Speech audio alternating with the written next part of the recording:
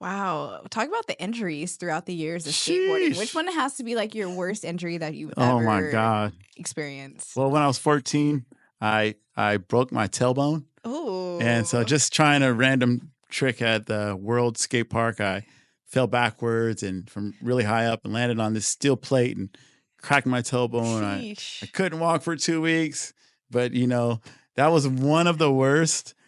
But the one that's really bad is it was on this island called Mallorca in Spain. I was trying to get this trick. It was like maybe like 3 hours before we're gonna fly back to Barcelona, Hmm. and we were there for a magazine, working on an article, and I was like, I really want to make sure, I get something substantial for this article.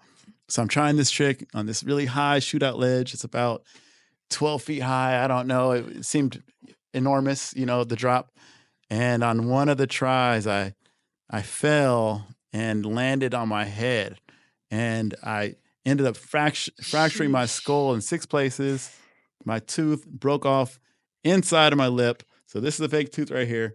And yeah, I Wow. mean, I'm still dealing with the issues to this day. Oh. I'm just kidding. I'm just kidding. No, hey, just joking there, but definitely a lot of Wow. crazy stuff happened after that. So I'm just very thankful to be here talking to you guys. Hey, yes, very thankful that you are here. It's interesting what Chico and Kelly kind of brought to my attention. When you do go through an injury, it's so important to also maybe hop into something else. Like I know Chico Oh said he yeah. started doing cycling, Kelly jump rope fanatic, but doing things Oh that man. that keep you going until you're able to get back onto the board, which is really So, do you want to nice. know what I did? Yeah, what did you So, do? so whenever I'm injured, I love nature. I always go into nature, and I love meditating and stuff like that. So, whenever I'm injured, the things that I do to keep myself okay on the board is I think about skateboarding. I visualize myself doing certain tricks, and it Wow. sometimes I'll get so deep into it, I'll start sweating, and it's but then it helps me stay good on my board. I guess even if I'm out for like a year, I can get back on the board and somehow I'm able to still flip my board. I love that. I love that. That is so cool. Okay, so getting back or let's go into your author side of things. I mean, I love how you're so multifaceted in so many different ways, but I know you have My First Skateboard and it was originally supposed to be a screenplay. Yeah.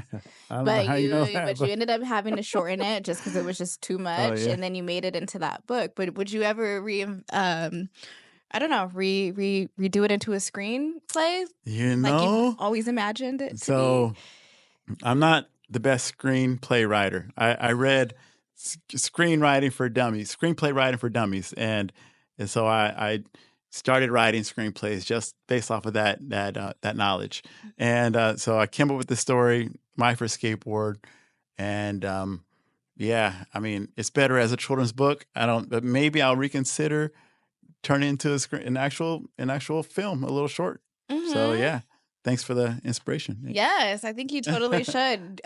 Within 2025, do you see yourself putting out any more, books, children Oh, books? yeah, yeah. Actually, we are planning on releasing 2 more books this year. So, Oh, could you yeah. give us a little bit of the names or Well, details, or is it in the it's in works the still? My First Skateboard lane, so it's pretty much My a second yeah. skateboard, No, it's right? not my second skateboard. It pretty much they're just it's like a history lesson, about Okay. skateboarding and the city, San Francisco, and, how we went from EMB and over to other spots, and just that process told in a fun, easy to digest kid way.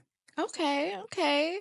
So, Carl, before we end this interview, I just really want to highlight the fact that you've been with LRG for 25 years now and how powerful and amazing that is. I mean, you were with LRG before it was like Oh my god. before it was even anything, and you had the Wow. opportunity to go with Quicksilver, Oh, yeah.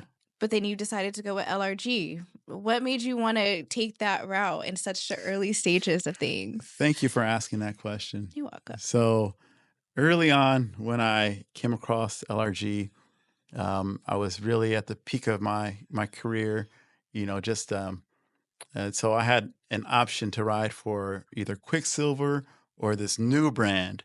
lifted research group.